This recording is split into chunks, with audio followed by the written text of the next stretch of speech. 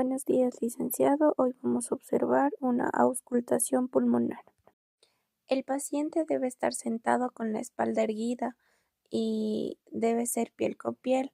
Nunca podemos auscultar sobre la ropa porque el roce de la tela puede crear falsos ruidos. Si escuchamos el vértice derecho, nos pasamos al izquierdo, luego bajamos y así detectamos si un pulmón ventila menos que el otro. Movemos el estetoscopio de un lado al otro.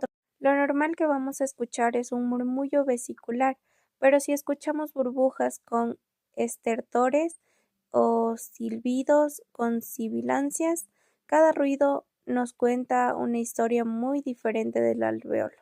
Cuando tenemos el sonido de los estertores, quiere decir que hay secreciones, y de las sibilancias hay obstrucción.